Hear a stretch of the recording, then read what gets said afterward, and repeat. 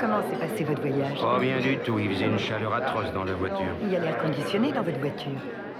Oui, mais on ne le met pas parce que ça assèche complètement la bouche. C'est très désagréable. C'est vraiment un problème, l'air conditionné. Ah, d'accord. Ça va? Oui. Vous êtes bien servi? Oui, merci. Vous avez amené les enfants? Nous, on a amené les nôtres. On peut avoir de l'eau? De l'eau gazeuse.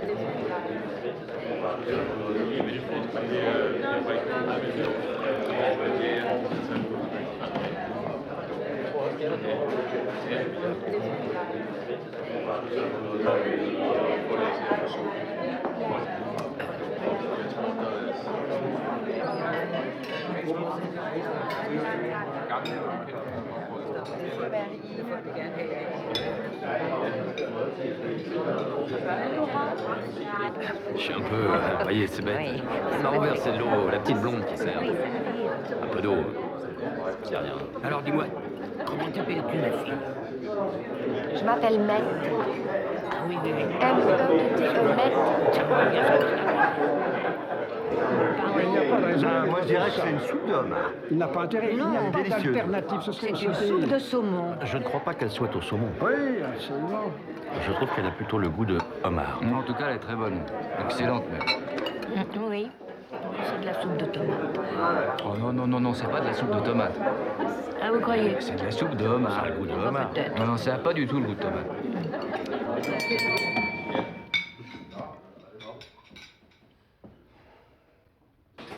Le fils aîné va parler. Morton. Il va bientôt être 7 heures. Je voudrais proposer le premier toast. Après tout, c'est mon devoir de fils aîné, n'est-ce pas, Helmut? Oui. Mais tout d'abord, je voudrais faire un petit discours. J'en ai écrit 2. Oui. Il y en a un qui est vert et l'autre qui est jaune. Tu peux choisir celui que tu veux. L'un est vert, l'autre jaune. Bien, je choisis d'entendre le vert. C'est un choix intéressant, tu verras. C'est une espèce de discours de vérité. J'ai choisi de l'intituler « Quand Père prenait son bain ». Vous savez, quand nous sommes venus habiter ici, j'étais très jeune, ça a été un changement radical pour nous. Tout était différent. Nous avions un immense espace pour nous et nous faisions un tas de bêtises dans cet espace. À l'époque, il y avait un restaurant dans cette pièce où nous mangeons. Et je me souviens du nombre de fois où, avec ma sœur Linda, qui est morte aujourd'hui, nous avons joué dans cette salle. Je me souviens de toutes les fois où elle avait caché quelque chose dans les plats sans que les clients s'en doutent. Et on attendait De voir leur réaction du fond de notre cachette. À chaque fois, Linda se mettait à rire. Elle avait le rire. le plus chaleureux et le plus contagieux qu'on puisse imaginer. Et en moins de 2 secondes, on riait tous les deux aux éclats. Et naturellement, on se faisait prendre. C'était le risque. Mais il nous arrivait rien.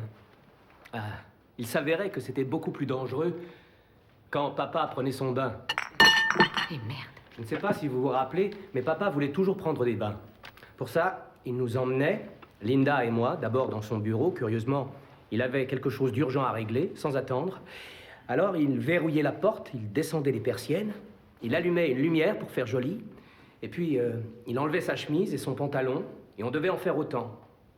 Après, il nous faisait allonger sur la banquette verte qu'on a mise à la poubelle depuis, et il nous violait. Il abusait de nous, il avait des rapports sexuels avec ses chers petits. Il y a quelques mois, à la mort de ma sœur, j'ai réalisé que Kelg est un homme très propre, avec tous ces bains qu'il prenait. Et j'ai pensé que ce serait bien que je le partage avec ma famille. Ça s'est produit en hiver, en été, en automne, au printemps, le matin, le soir. Et je me suis dit, il faut qu'il sache ça de mon père. Helg est quelqu'un de propre. Et nous sommes tous réunis ici ce soir pour fêter les 60 ans d'Helg. Quel vénard! Il y en a qui ont de la chance de vivre une aussi longue vie, de voir grandir leurs enfants, et même leurs petits-enfants avec Michael. Oh, j'ai assez parlé. Nous ne sommes pas venus ici pour m'écouter parler toute la nuit. Nous sommes venus pour célébrer les 60 ans d'Helg.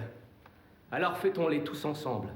Papa, merci pour toutes ces belles années et bon anniversaire.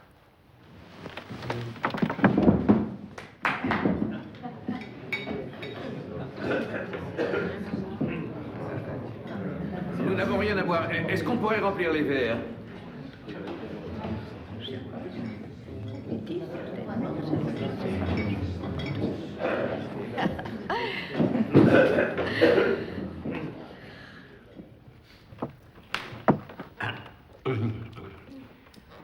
question.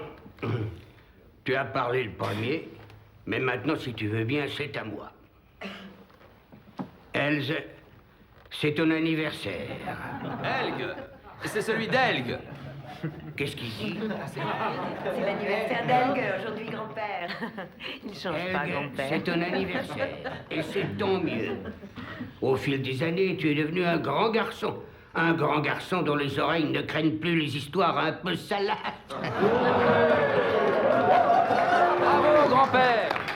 Je dois partir, malheureusement. Je me rappelle une fois quand Helge était un jeune homme, il est venu me voir.